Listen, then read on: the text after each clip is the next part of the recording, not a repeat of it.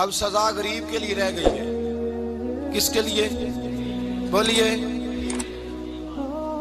غریب آدمی سڑک پہ جا رہا ہے نا، غریب آدمی موٹر سائیکل ٹوٹا ہوا ہے اور آ رہا ہے بیچارہ.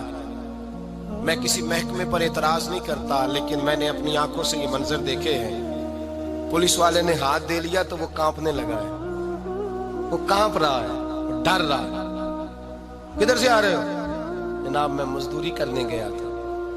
تو وہ فلاں چیز کدھر ہے، کارڈ کدھر ہے، وہ فلانی چیز. اس کو نظر آ رہا ہے یہ غریب ہے، یہ چور نہیں، یہ ڈاکو نہیں. بلکہ اگر میرا جملہ سخت نہ ہو تو جو بڑے بڑے ڈاکو ہیں ان کی تو پولیس بندوقیں لے کے حفاظت کرتی پھرتی ہے. ان کے تو ڈاکوؤں کے تو پیچھے لگی ہوئی محافظ بنی ہوئی ہے ان کی. غریبوں پر سارا ظلم ہوتا ہے اور امیر وہ دندناتا پھرتا ہے اور روز قانون توڑتا ہے. وہ قانون کو جیب میں رکھتا ہے، اس کی بغل میں ہوتا ہے قانون. چھوٹے آدمی کو پریشان کیا جاتا ہے لیکن بڑے آدمی کو آزادی ملتی ہے. حضرت عمر فاروق رضی اللہ تعالیٰ عنہ کے زمانے میں حضرت عمر بن عاص رضی اللہ تعالیٰ عنہ نے مصر فتح کیا. فاتح مصر ہوئے، جدوجہد کے ساتھ فتح کیا.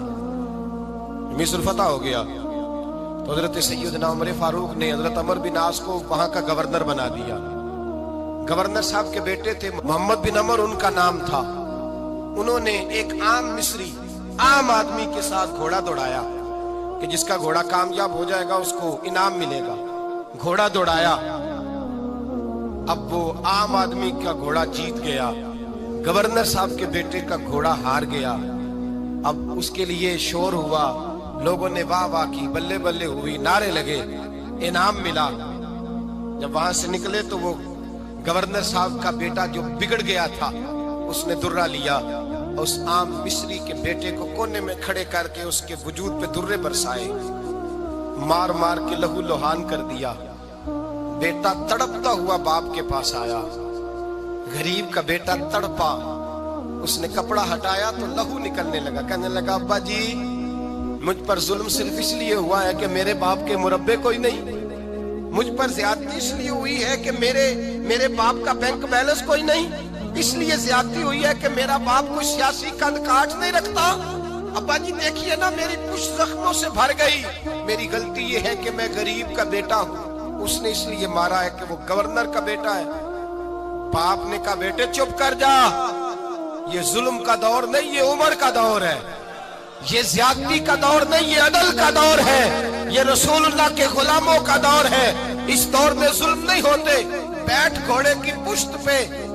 2-3 دن لگے تو مدینے آئے، اور جب مدینے آ کر کے اس باپ نے اپنے بیٹے کی پشت سے کپڑا اٹھایا تو فاروق اعظم جیسے دلیر رو پڑے. پہلے سجدے میں گئے، کہنے لگے خداوند مجھے معاف کر دے، میرے دور کے اندر یہ کام ہو گیا. اے اللہ مجھے معاف کر دے، مجھ سے درگزر فرما. پھر فرمایا جاؤ عمر بن عاص کو بھی لاؤ، اس کے بیٹے کو بھی لاؤ. دونوں کو لایا گیا. حضرت فاروق اعظم رضی اللہ تعالیٰ عنہ نے بھرے مجمع میں اس بگڑے ہوئے بیٹے کو کہا تو نے اس لیے مارا ہے کہ اس کا باپ غریب تھا، تیرا باپ گورنر ہے نا، وہ کھڑا ہے سامنے، وہ فوجوں والا گورنر وہ کھڑا ہے. اس غریب مصری کے بیٹے سے کہا درے اٹھا، اور جتنے اس نے تیرے وجود پہ مارے تھے اتنے ہی تو بھی اس کے وجود پہ مار. اور یہ تو تیرا تو باپ موجود نہیں تھا، اس کا سامنے کھڑا ہے. درے برسائے، چیخیں نکلی، اور مسجد نبوی کے صحن کے اندر لوگوں نے یہ منظر دیکھا. پھر حضرت عمر فاروق نے پلٹ کر دیکھا عمر بن عاص کی جانب. فرمایا عمر گورنری کا لباس اتار لے، جا ٹاٹ کا لباس پہن کر اونٹوں کا ریوڑ چرایا کر. لوگ کہنے لگے حضور عمر بن عاص کی غلطی کیا ہے، ان کو سزا کیوں مل رہی ہے؟ آپ فرمانے لگے عمر بن عاص کے بیٹے کے دل میں خیال کیسے آیا کہ یہ گورنر کا بیٹا ہے؟ اس کے دل میں خیال کیسے آیا؟ اس کے گھر میں بات ہوئی ہوگی نا کہ تو گورنر کا بیٹا ہے. اس کے دل میں بات ہوئی ہوگی نا کہ تو چودھری کا بیٹا ہے. باقی کمی ہوتے ہیں، اس کے دل میں بات ڈالی کس نے کہ تو امیر ہے؟ باقی نیچ ہوتے ہیں، یہ پیغام دیا کس نے؟ فرمایا چونکہ اس کے باپ نے گھر کے اندر کوئی بات کی ہوگی، اب یہ گورنری کے قابل نہیں رہے، اب یہ اونٹ چرایا کریں گے. فرمایا یہ اللہ کے رسول کا دین ہے، اور جب تک سورج چمکتا رہے گا رسول اللہ کا دین غالب رہے گا. नबी पाक का दीन गालिब रहेगा। ये कैसे हो गया कि मेरे जमाने में जुल्म हो जाए, ज्यादती हो जाए? अल्लामा इकबाल ने अपनी खूबसूरत अंदाज में लिखा है, कहते हैं सुल्तान मुराद हिंदुस्तान का बादशाह था। इकबाल ने लिखा है, इकबाल कहते हैं उसने एक मिस्त्री को बुलाया मस्जिद बनाने के लिए, कहा इस तरह की बनाना मेरा दिल खुश हो जाए। मामार ने, मिस्त्री ने मस्जिद बनाई, बादशाह सलामत को पसंद ना आई तो बादशाह सलामत ने उस मिस्त्री का हाथ गुस्से से काट डाला। पूछ कोई नहीं ना सकता, वो सीधा काजी की अदालत में कटा हुआ हाथ लेके गया और काजी के दरवाजे पे जाके कहने लगा, मैं पूछ सकता हूँ आप किसका कलमा पढ़ते हैं? पूछ सकता हूँ? तो काजी कहते हैं मेरी कुर्सी भी कांपने लगी और जिस कमरे में बैठा था वो कमरा भी कांपने लगा। मैंने कहा सवाल ही तो बात का, कहानी पहले बताओ कलमा किसका पढ़ते हो? तो काजी कहता है मेरी आंखें बरस पड़ी। मैंने कहा मैं उसके कलमा पढ़ता हूँ जो दुनिया में भी मेरा वारिस है, कयामत में भी वही मेरा वाली बनेगा। जो दुनिया और आखिरत में मेरा वाली है, मैं मुस्तफा का कलमा पढ़ता हूँ। तो कहने लगे हाँ इसलिए तुझसे ये बात कहलवाई है कि कहीं तू बादशाह का तो कलमा नहीं पढ़ता, माज़अल्लाह। तू काजी अदालत में बैठा है कुर्सी पे, उसका कलमा तो नहीं पढ़ता? कहा नहीं मैं मुस्तफा का। फिर देख मेरा हाथ कट गया है, अब तू बता कि तू बादशाह समझ के माफ करेगा या रसूलुल्लाह का दीन समझ के नाफिज करेगा? डॉक्टर इकबाल कहते हैं वो काजी ने हुक्म जारी किया कि फौरन बादशाह को बुलाया जाए। हिंदुस्तान का फरमा रवा पैगाम गया तो कांपता हुआ आया, काजी ने सामने खड़ा किया, एक तरफ बादशाह और एक तरफ वो मामूली मामार मिस्त्री काम करने वाला। तो काजी गरजदार आवाज में कहने लगे, बादशाह तू बता इसका खून सुर्ख है तो तेरा सुर्ख नहीं, इसके बाजू पे गोश्त है तो तेरे बाजू पे नहीं, इसे दर्द होता है तो तुझे नहीं होता, ये तूने क्या हरकत की? बादशाह की गर्दन झुक गई। काजी कहने लगे पकड़ो इसको बाहर ले जाओ और इसका बाजू काट दो, इसका बाजू काट दो। डॉक्टर इकबाल कहते हैं जहां कांप रहा था सारा कुछ, वहां खुशी के शादियाने बजने लगे। काजी कहने लगा इसका बाजू काटो और इसको बताओ अमीर गरीब का फर्क उतनी देर होता है जितनी देर बंदा मुसलमान नहीं होता, और जब कोई रसूलुल्लाह का गुलाम हो जाता है फिर सारे बराबर हो जाया करते हैं। बंदाओ साहिबो मोहताजो गनी एक हुए, तेरी सरकार में पहुंचे तो सभी एक हुए, तेरी सरकार में पहुंचे तो सभी एक हुए। और अपनी मिल्लत पर कयास अक़वाम मगरिब से न कर, खास है तरकीब में कौमे रसूल हाशमी, ले जाओ काटो इसका बाजू। इकबाल कहते हैं जब बाहर ले जाया गया बादशाह को तो बादशाह ने गर्दन झुकाई। वो मिस्त्री कहने लगा तूने गर्दन क्यों झुका दी है, अब क्या हुआ? तो बादशाह सुल्तान मुराद आंख खोल के कहने लगा भूल गया था, गलती हो गई थी, बादशाही के तकब्बुर में आया था।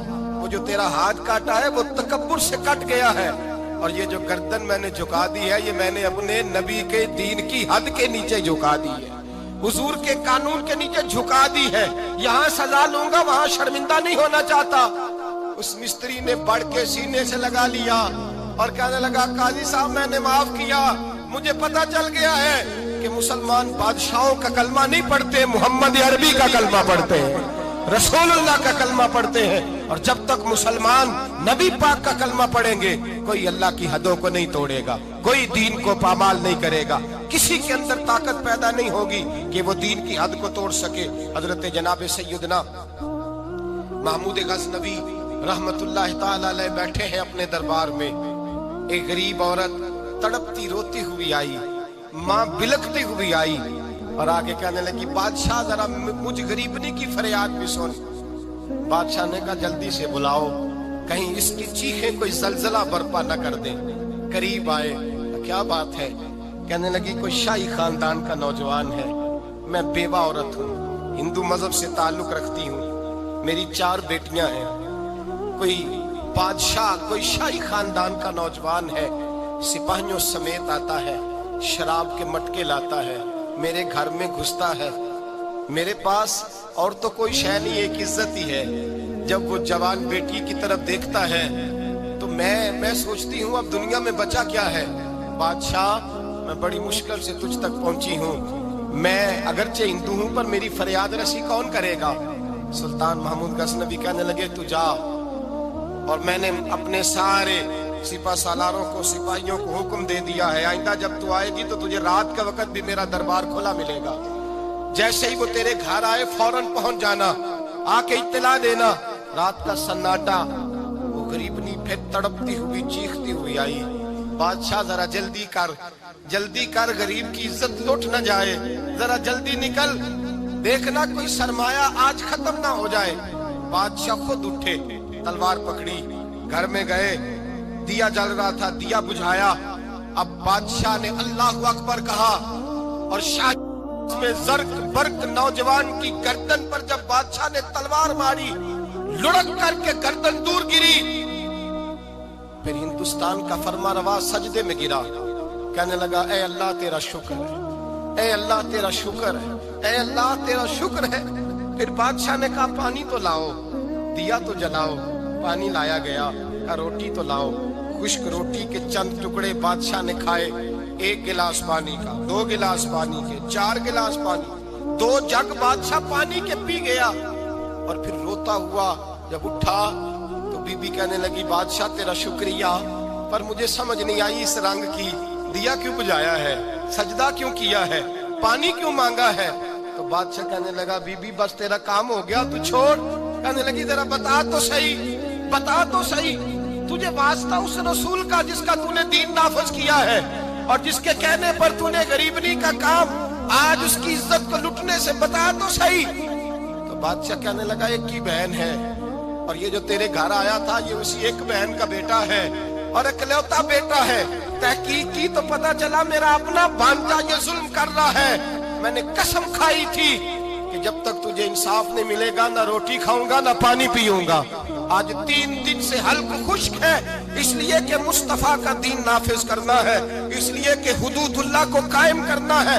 فرمایا آج جب میں نے دیا گل کیا، آج چراغ بجھایا تو اس لیے کہ جب بھانجے کو ماروں تو کہیں بہن کی صورت سامنے نہ آ جائے۔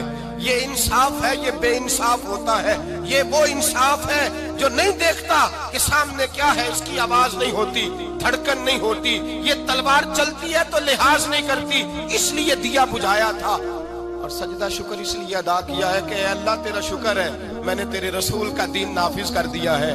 یہ بات کہہ کر کے سلطان محمود غزنوی کہنے لگے پانی پیا ہے، اس لیے کہ اس دن کا پیاسا ہوں جس دن تو فریاد لے کے آئی، خشک روٹی اس لیے کھائی ہے اس دن کا بھوکا ہوں جس دن تو پھر روتے ہوئے۔ محمود غزنوی نے پیر باہر رکھا، 4 بیٹیاں جوان، ایک اماں دوڑی ہوئی آئی اور قدموں میں بیٹھی، کہنے لگی محمود میں نے نہیں دیکھا ابو بکر، میں نے کوئی ابو بکر کو تو دیکھا نہیں، عمر عثمان و علی کو تو میں نے نہیں دیکھا، فاطمہ زہرا کے باپ کی کیفیت کیسی تھی، پر تیرے رنگ میں، تیرے انداز میں مجھے جلوے ضرور نظر آئے ہیں۔ اب میری بیٹیاں عام بیٹیاں نہیں رہیں گی، یہ فاطمہ کی کنیزیں بنیں گی۔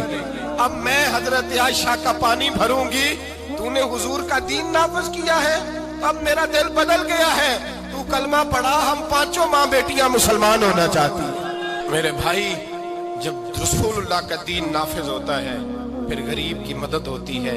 غریبوں نہ آزماؤ بار بار چہرے بدل کے ظالموں کو، دعا کرو رمضان کی سہانی صبح میں، اے اللہ ہمیں کوئی محمود غزنوی کا وارث عطا فرما، اے اللہ کو سلطان صلاح الدین ایوبی کا جانشین عطا فرما، کوئی عمر بن عبدالعزیز کو ماننے والا دے، ہمیں وہ دے جس کے لبوں پہ امام حسن اور حسین کا نام جاری ہو، کوئی ایسا عطا فرما جو حضرت علی کو اپنا آئیڈیل کہتا ہو، جو عثمان غنی کی حیا، عمر فاروق کی عدالت کا وارث ہو، جو ابو بکر صدیق کی صداقت کو آئیڈیل سمجھتا ہو۔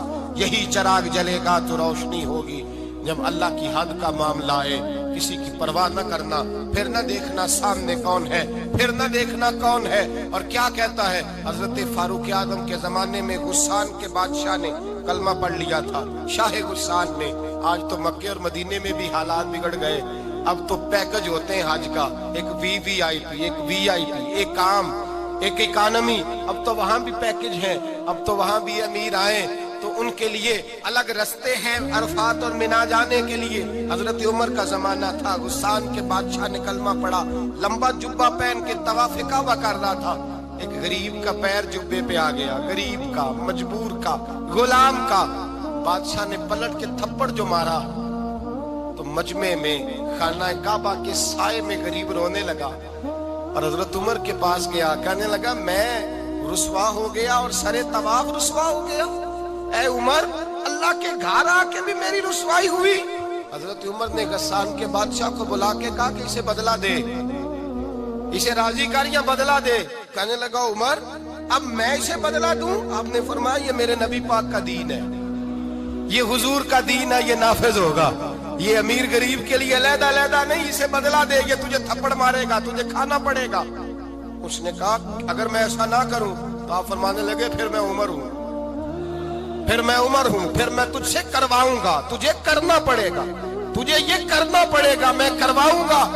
حضرت سیدنا عمر فاروق نے کہا ایک رات کا وقت ہے تیرے پاس، یا اسے راضی کر لے یا سویرے اسی طرح طواف ہوگا، اسی طرح مجمع ہوگا، اور طواف کی اس جگہ جہاں تو نے تھپڑ مارا تھا یہ تجھے تھپڑ مارے گا، اور سارا زمانہ دیکھے گا کہ رسول اللہ کا دین کیسے نافذ ہوتا ہے، تجھے تھپڑ کھانا پڑے گا، مار کھانی پڑے گی۔ اللہ اکبر۔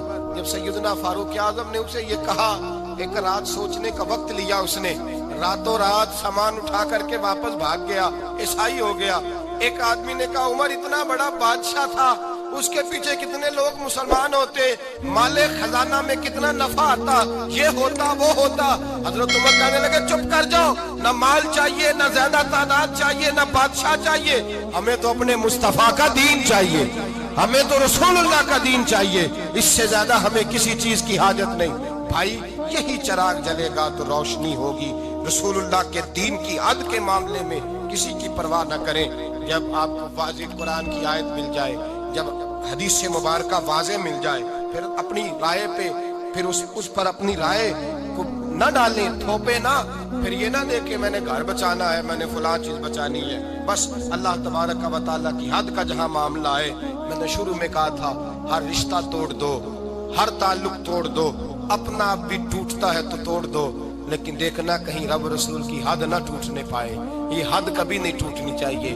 دین اسلام کی جو حدود اللہ اور اس کے رسول نے متعین فرمائی ہیں ان کو کبھی نہیں ٹوٹنا چاہیے۔ دعا ہے خالق کی بارگاہ میں اللہ تعالی ہمیں اپنے محبوب کے دین کی حفاظت کی توفیق عطا فرمائے۔ آخر دعوانا ان الحمد